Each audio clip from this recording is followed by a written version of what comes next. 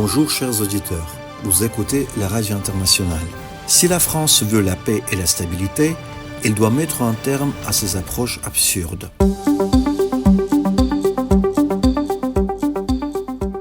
Le 24 février, l'ambassadeur de France en Arménie, Olivier de Cotigny, a formulé des allégations infondées contre l'Azerbaïdjan dans une interview à la radio publique arménienne. Bien entendu, les déclarations de l'ambassadeur de France prouvent la véritable nature des intentions et des politiques menées par le pays qu'il représente, tant pendant la période de conflit qu'après conflit. L'échec du ministère français de l'Europe et des Affaires étrangères à prendre des mesures pour empêcher l'ambassadeur de se concentrer davantage sur la campagne de diffamation contre l'Azerbaïdjan que sur les relations arméno-françaises est avant tout le résultat de l'échec de la politique étrangère française.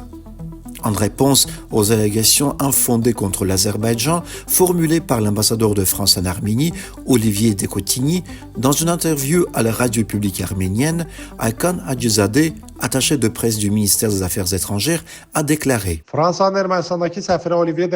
fait que l'ambassadeur de France en Arménie, Olivier de Cotigny, remette une fois de plus en question les mesures légitimes de l'Azerbaïdjan qui mettent fin à l'occupation et au séparatisme de nos territoires, accuse l'Azerbaïdjan d'occuper des territoires arméniens, encourage la militarisation de l'Arménie, fait de fausses références aux décisions de la Cour internationale de justice, fait des déclarations soutenant les idées de paix incomplète de l'Arménie et présente un certain nombre d'autres approches absurdes. Démontre tout d'abord une fois de plus comment la partie française déforme les réalités et n'est pas intéressée par la construction d'une paix durable et véritable dans la région. Hakan Hacızadeh note en outre dans son explication qu'il est inacceptable que l'ambassadeur de France, qui se réfère à la nécessité que le traité de paix soit basé sur les principes de la déclaration d'Almaty, tente de nous faire oublier les revendications continues de l'Arménie sur le territoire azerbaïdjanais et son occupation des territoires azerbaïdjanais dans la réserve qu'il a émise à cette déclaration.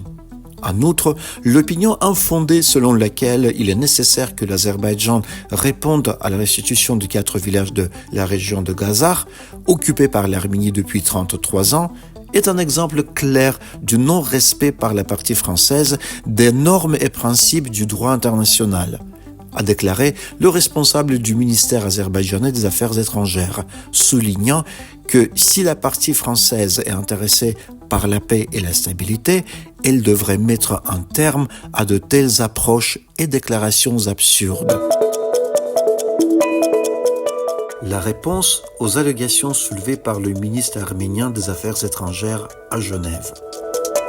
Le 24 février, le vice-ministre azerbaïdjanais des Affaires étrangères, Elnur Mammadov, a fait une déclaration lors de la réunion de haut niveau de la 56e session du Conseil des droits de l'homme à Genève. La radio internationale présente les principaux points de la déclaration d'Elnur Mammadov, y compris sa réponse aux allégations soulevées par le ministre arménien des Affaires étrangères, citant le ministère des Affaires étrangères. Au cours de l'année écoulée, l'Azerbaïdjan et l'Arménie ont réalisé des progrès significatifs dans le processus de normalisation à travers des discussions bilatérales directes, notamment en vue de la préparation d'un accord de paix bilatéral et de la délimitation et de la démarcation de la frontière de l'État.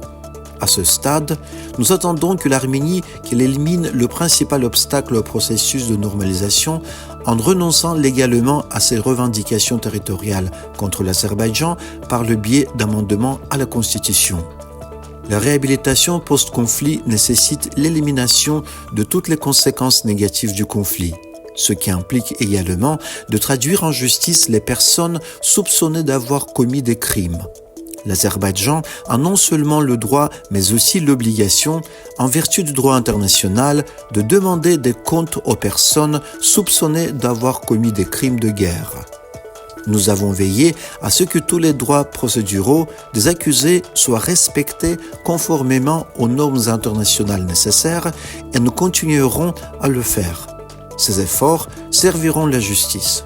Lorsqu'on parle de crimes commis pendant la guerre, il est primordial de clarifier le sort des près de 4000 citoyens azerbaïdjanais disparus à cause du conflit et de mettre un terme aux souffrances incessantes de leurs familles. Nous appelons les organes et mécanismes compétents des Nations Unies à maintenir cette question en tête de leur ordre du jour et exigeons la pleine coopération de l'Arménie afin de clarifier le sort et le lieu où se trouvent ces personnes.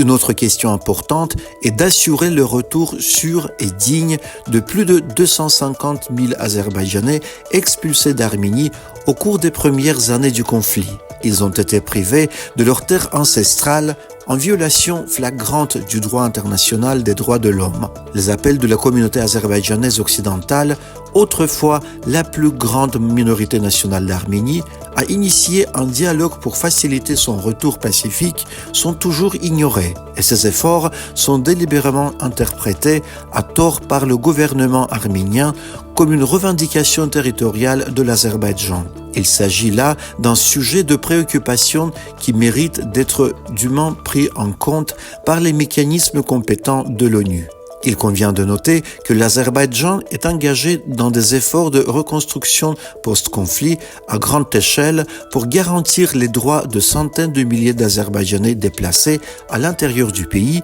qui ont le droit de retourner dans les territoires libérés de manière sûre et digne.